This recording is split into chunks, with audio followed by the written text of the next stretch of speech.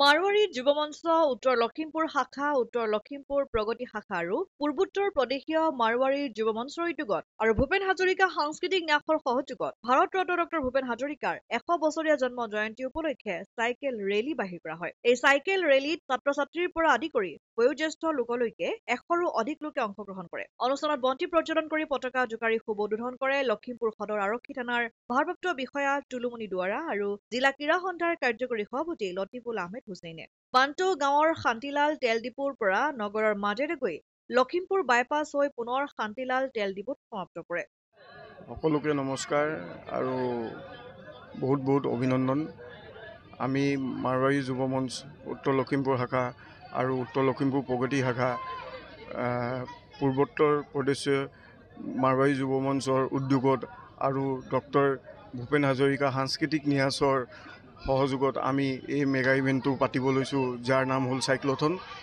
এই cycle rally পতাৰ উদ্দেশ্যটো আমাৰ হ'ল কি ল'ৰা ছোৱালীৰ স্বাস্থ্যৰ প্ৰতি যিটো এক্সাৰচাইজ ব্যায়াম যিটো লাগে, আমি সেইটো এই চাইকেলৰ ৰেলী যোগেদি মানে ফিট ইণ্ডিয়াৰ কাৰণে আমি আহি ইয়াত জইন কৰিবলৈ আমি অনুৰোধ জনাওঁ। আৰু এই চাইক্লথনটো আমি এইবছৰ নহয়, আমি প্ৰত্যেক বছৰ পাতি আহি আছোঁ। এইবাৰ বিশেষকৈ আমাৰ কাৰণে বহুত গৌৰৱৰ দিন কি ডক্টৰ ভূপেন হাজৰিকাৰ শতবাৰ্ষিক জন্মতিথিৰ উপলক্ষে আমি ডেডিকেট কৰিছোঁ এই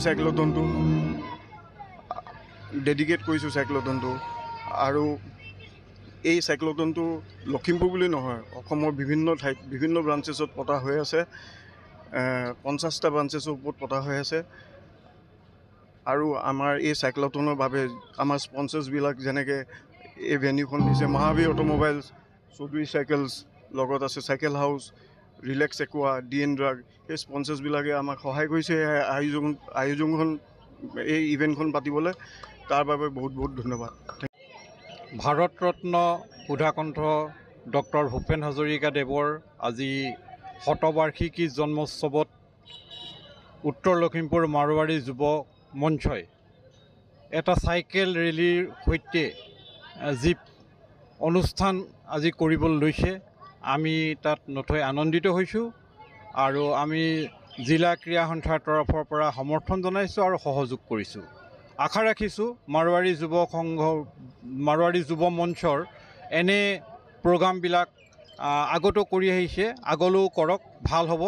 আৰু আজিৰ এই অনুষ্ঠানটো মই সাফল্য কামনা কৰাৰ লগতে সুধাকণ্ঠগৰাকীৰ আজি আমি আন্তৰিকতাৰে স্মৰণ কৰিছোঁ আৰু ভগৱানৰ ওচৰত প্ৰাৰ্থনা জনাইছোঁ।